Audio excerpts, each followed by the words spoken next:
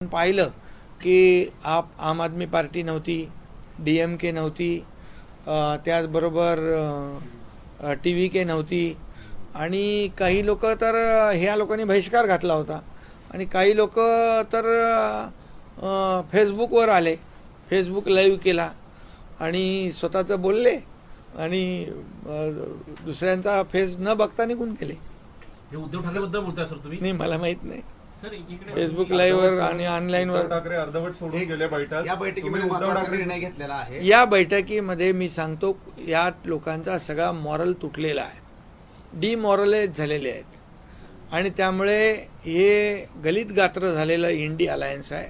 फक्त मोदी द्वेषाने हे एकत्र आलेले आहेत, मोदी द्वेषाने पछाडलेले आहेत आणि म्हणून जेव्हा तेव्हा उठता बसता त्यांना एकच प्रधानमंत्री मोदीजी दिसतात आणि त्यांच्यावर आरोप करत ते सुटतात. इथून पुढे एक महत्त्वाचा त्यांनी निर्णय घेतलेला आहे की दर 3 महिने त्यांना या देशाची प्रगती आवडत नाही.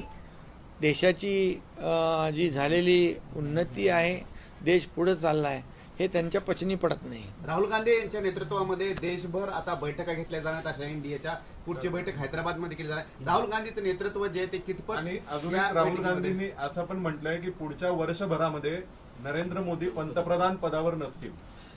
माझं त्यांना एवढंच सांगणं आहे, विचारणं आहे की नरेंद्र मोदी साहेब तर 140 कोटी जनतेच्या भरोशावर, आशीर्वादावर 1 वर्ष नाही, पुढचे कितीतरी वर्ष राहतील. परंतु राहुल गांधी जे बोलतायत की नरेंद्र मोदीजी 1 वर्षाने प्रधानमंत्री नसतील, त्या राहुल गांधींना मी सांगू इच्छितो, विचारू इच्छितो, तुम्ही 1 वर्ष तरी कन्सिस्टंटली सातत्याने देशात तरी राहून दाखवा, सातत्याने काम करून तर दाखवा. मला वाटतं पवार साहेब पण त्यांच्याबद्दल बोललेले आहेत की त्यांच्या कामामध्ये सातत्य नाही. ममता दिदी पण बोललेले आहे त्यांच्या कामामध्ये सातत्य नाही. त्यामुळे त्यांनी पहिलं त्यांचं सातत्याने या देशामध्ये 1 वर्षभर तरी सातत्याने राहून दाखवा. ते नेहमी उठतात, मध्ये देशामध्ये प्रधानमंत्र्यांची बदनामी करतात, देशाच्या बाहेर गेल्यावर देखील प्रधानमंत्र्यांची बदनामी करतात. हे कसली देशभक्ती आहे? हा खरं म्हणजे देशाच्या विरोधातला देशद्रोह आहे. शिंदे साहेब, प्रश्न असा आहे की उद्धव ठाकरे आजच्या बैठकीला दिल्लीमध्ये आले नाही. चर्चा होती की मागच्या वेळी जेव्हा ममता बॅनर्जी नाराज झाल्या होत्या त्या उद्धव ठाकरेंनी त्यांची समजूत काढली होती, अशी चर्चा होती. जे उद्धव ठाकरे समजूत काढतात, पुढाकार घेतात, मग ते उद्धव ठाकरे आजच्या बैठकीला न आल्यामुळे वेगळी चर्चा सुरू झालेली आहे. उद्धव ठाकरे हे दूर जायच्या विचारात आहेत का, अशाही चर्चा मधल्या काळात देवेंद्र फडणवीस यांची रात्री भेट घेतली, रात्री SMS केले मिलिंद नार्वेकरांनी देवेंद्र फडणवीसांना. नाही, आता मी आपल्याला एकच सांगतो, हे निरुत्साह म्हणजे एक गलित गात्र झालेले लोक आहेत आणि अतिशय पराभवाने झालेले जे पराभव आहेत. मगाशी मी सांगितलं की इंडिया अलायन्समध्ये आल्यानंतर पराभव होतो, हे अशा प्रकारचं त्यांना विश्वास निर्माण झालेला आहे आणि म्हणून त्या या बैठकीपासून काही लोक दूर झालेले आहेत. ममता बॅनर्जीचे खासदार फुटले, त्यांना ती भीती आहे की भविष्यात जर आपण अशा पद्धतीने बैठकीला आलो तर आपले खासदार देखील भविष्यात फुटू शकतात, म्हणून ते दुरून टाटा बाय बाय करतायत. काय म्हणतो आपण ते दुसऱ्याला काय सांगणे,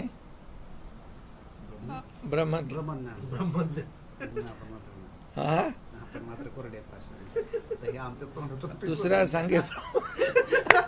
दुसऱ्या सांगे ब्रह्मज्ञान, आपण कोरडे पाषाण. अशा प्रकारचं दुसऱ्याला शिकवण्यापेक्षा स्वतः आत्मपरीक्षण केलं पाहिजे, आत्मचिंतन केलं पाहिजे. तुम्ही असं म्हटले की काँग्रेस छोट्या पक्षांना संपवतोय. तुमच्या नेतृत्वामध्ये महाराष्ट्रात निवडणुका झाल्या, तुमचे आत्ताच विधान परिषदेला तुम्ही 5 जागांची मागणी केली, संभाजीनगरची जागा तुमची होती. अशी तुमच्या पक्षामध्ये इंडिया आघाडीमध्ये जशा पद्धतीने म्हटलं जाते तसं ते NDA मध्ये पण म्हटलं जाते की भाजप छोट्या प्रादेशिक पक्षांना संपवतो. बघा, आमची जी युती आहे, महायुती आहे, आमचं गठबंधन विचारधारेवर झालेलं आहे. बाळासाहेबांचे विचार घेऊन आम्ही पुढे चाललो आहे. भारतीय जनता पक्ष आणि शिवसेना एक वैचारिक भूमिका घेऊन आम्ही पुढे चाललो आहे. त्यामुळे बाकी इंडिया अलायन्समध्ये जे स्वार्थासाठी एकत्र आलेले आहेत तसे आम्ही स्वार्थासाठी एकत्र आलेलो नाही. मला काय मिळालं, त्याला काय मिळालं, हे पाहण्याचं काम इंडिया अलायन्स करतात आणि म्हणूनच आता एक एक पक्ष त्यांच्यातला बाहेर पडत चाललेला आहे. सर, मुंबईमध्ये बच्चू कडू म्हणाले. मुंबईमध्ये सर राज ठाकरे सर, बच्चू कडू एक मिनिट मराठी complete सर करा. बच्चू कडू असं इंडिया म्हणाले अलायंस की आज एक महत्वपूर्ण बैठक थी जिसमें सर, डीएम मराठी सर, था, बच्चू- आप अब्सेंट था और कुछ लोग डिजिटली ज्वाइन किए थे, तो आज लेकिन आप यहाँ पे दिल्ली में हैं, जो आपकी महत्वपूर्ण बैठक थी उसके बारे में भी बताइए। और इंडिया मैं आज हमारी 20 राज्य प्रमुखों के साथ बैठक थी और शिवसेना पूरे देश में सभी राज्यों में शिवसेना आगे बढ़ रही है और वहाँ के हमारे राज्य प्रमुख उनके साथ मेरी चर्चा हुई है संगठन बढ़ाने के बारे में, शिवसेना आगे बढ़ाने के बारे में। उनकी मांग थी कि मैं एक बैठक दिल्ली में लूँ, वैसी बैठक आज हुई है और निश्चित रूप से ये बहुत ही अच्छी बैठक हुई है और इससे शिवसेना आगे बढ़ेगी। लोगों के जो प्रश्न है उसको न्याय देने का काम जरूर करेगी। और आपने कहा कि कौन सी इंडिया अलायंस थी, इंडिया अलायंस की बैठक हुई है, महाविकास आघाड़ी तो उधर कहते हैं, इधर इंडिया अलायंस कहते हैं। इंडिया अलायंस की बैठक जो है ये मैं एक ही कहूँगा कि ये इसमें कोई तालमेल नहीं है और अभी जो इंडिया अलायंस में जो शामिल हुए थे उसमें से AAP party, TMC party, RJD party, DMK party और UBT party, NCP, SP party, ये सब पार्टी पराजित हो गई है। अभी इतने वो फेल्योर हो गए हैं, इसलिए वो इंडिया अलायंस की से भी कन्नी काटने की कोशिश कर रहे हैं। इसलिए आप भी नहीं आ गए, डीएमके भी नहीं आई, वो टीवी की भी नहीं आई और कुछ लोग आए तो ऑनलाइन आ गए, फेसबुक लाइव आ गए, बोल के अपना फेस दिखा के गए, दूसरे का फेस बिना दे के चले गए। तो अभी ये काहे की इंडिया अलायंस है? ये इंडिया अलायंस नहीं, ये मॉरल टूटी हुई महाबिगाड़ी अलायंस है ये, मैं कहूँगा। और इनको सिर्फ इतना घमंड है, घमंडिया आगाड़ी कहूँ क्या मैं, इतनी घमंड है कि मोदी जी के बारे में अनाप शनाप बातें करते रहते हैं। देश को आगे बढ़ाने का काम मोदी जी करते हैं तो इनको ये हजम होता नहीं और इसीलिए वो बार बार मोदी जी के ऊपर आरोप लगाते हैं। लेकिन मैं इतना ही कहूँगा, कांग्रेस ने 100 आरोप लगाए मोदी जी पर। आज कांग्रेस की परिस्थिति क्या है? आज कहाँ है कांग्रेस? और जितने आरोप मोदी जी पर लगाएंगे उतने ये खड्डे में जाएंगे। लोग इनको, जनता जो खड्डे में डालेगी, 140 करोड़ जनता मोदी जी के साथ में है और मोदी जी के साथ में इसलिए पश्चिम बंगाल, आसाम में बड़े पैमाने पर एनडीए की जीत हो गई, भाजपा की जीत हो गई। ये लोगों ने उनको साथ दिया है।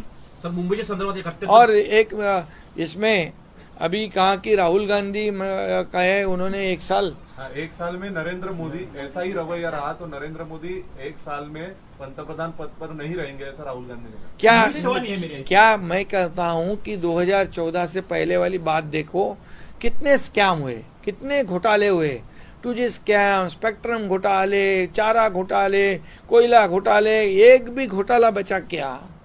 आज 2014 के बाद एक भी इल्ज़ाम लगाने की हिम्मत किसी ने की हुई है क्या मोदी जी पर? मोदी जी बेदाग है, इसलिए मोदी जी पर ये आरोप लगा रहे हैं। मैं इतना ही कहूँगा कि मोदी जी 1 साल नहीं, अगले कई साल प्रधानमंत्री रहेंगे, इस देश का नेतृत्व करेंगे, क्योंकि 140 करोड़ जनता उनके साथ है।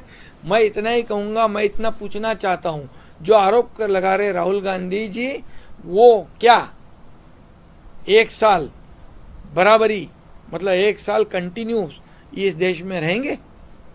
वो तो बीच बीच में उठ के प्रदेश जाते हैं, विदेश जाते हैं, वहाँ भी देश की बदनामी करते हैं, वहाँ भी मोदी जी की बदनामी करते हैं। तो ये तो उनके काम में कंसिस्टेंसी नहीं है। ये तो खुद शरद पवार जी ने कहा है, ममता दीदी ने भी कहा है। तो पहले तो उन्होंने आत्म परीक्षण करना चाहिए, आत्मचिंतन करना चाहिए मोदी जी पर आरोप लगाने से पहले। और मैं ये भी कहूँगा, देखिए ये मॉरल टूटे हुए लोग हैं, ये मोदी जी के से बहुत जलन है इनको, मोदी जी के काम से जलन है। देश के विकास को आगे बढ़ाने वाले प्रधानमंत्री मोदी जी, एक भी छुट्टी नहीं लेने वाले मोदी जी, इनसे जलते हैं लोग। ये जलन है। सर, और महाराष्ट्र ये जलन, ये उनको मैं कहूँगा कि ये जैसे कांग्रेस क्या कहती है, इंडिया अलायंस में आओ। अभी इंडिया अलायंस में आने के बाद आप पार्टी हार गई, टीएमसी पार्टी हार गई, आरजेडी पार्टी हार गई, डीएमके हार गई, यूबीटी हार गई, कितनी पार्टी हार गई। अभी ये सब पार्टियां इंडिया अलायंस से कन्नी काट रहे, भाग रहे। देखो आज आप पार्टी भी नहीं आई, डीएमके भी नहीं आई, टीवीके भी नहीं आई, यूबीटी भी नहीं आई। सर मुंबईच्या संदर्भात एक अत्यंत तो महत्त्वाचा प्रश्न आहे. ये जो है, ये आपको मैं बताऊंगा कि ये जो आरोप लगा रहे हैं, ये आरोप ये सरासर गलत है। और ये कितने भी एक साथ हो जाए, ये जनता ने उनको पहचान लिया है कि ये जनता के विरोधी लोग हैं। ये देश को हमारे सेना सीमा पर लड़ने वाले जवानों पर सवालिया खड़ा करने वाले, प्रधानमंत्री पर सवालिया खड़ा करने वाले, ये देशभक्त नहीं है, ये राष्ट्रभक्त नहीं है, ये देशद्रोह वाली बात करते हैं। मुंबईच्या पाण्याच्या संदर्भात एक अत्यंत महत्त्वाचा प्रश्न आहे. मुंबईच्या पाण्याच्या संदर्भात हिंदी झाला? केंद्रीय भूजल प्राधिकरणाच्या नियमामध्ये कठोर अंमलबजावणी करण्याच्या निषेधार्थ संपाची हाक दिलेली आहे मुंबई वॉटर टँकर असोसिएशननी. अनेकांना पाणी मिळणार नाही, अत्यंत मोठा प्रश्न आहे. त्यांच्याशी चर्चा केली जाईल, मुंबईकरांना पाणी मिळेल आणि त्यांची कुठली गैरसोय होणार नाही, हे काम जबाबदारी सरकारची आहे, आम्ही ती पार पाडू. सर, शेतकऱ्यांच्या कर्जमाफी देवाभाऊंचं केव्हापर्यंत प्रमोशन काय व्हावं, होणार आहे? देवाभाऊंचं कर्जमाफी प्रमोशन व्हावं आणि केव्हापर्यंत एकनाथ काय शिंदे मुख्यमंत्री व्हावेत असं कोण बच्चू म्हणते कडू असं? म्हणाले. बच्चू बच्चू कडू कडू म्हणाले. की देवाभाऊंचं प्रमोशन व्हावं आणि एकनाथ शिंदे मुख्यमंत्री व्हावे. हे बघा, आता बच्चू कडू काय म्हणाले याची मी माहिती घेतो आणि मग त्याच्यावर बोलतो. सर, शेतकऱ्यांची कर्जमाफी केव्हापर्यंत होणार? कारण की शेतकऱ्यांची कर्जमाफीचा निर्णय झालाय आणि त्याची प्रक्रिया सुरू झालेली आहे. त्यांच्या खात्यामध्ये आता पैसे पडू लागले, त्यांच्या खात्यामध्ये तारीख कोणती पैसे काय अनाऊन्स केली? 30 जूनच्या अगोदर, 30 अगोदर जून सांगितलं पर्यंत जातं, पण लवकरात लवकर पण सांगितलं जातं. नाही, सर. 30 जून पर्यंत आम्ही शेतकऱ्यांची कर्जमाफी करण्याचा निर्णय घेतलेला आहे.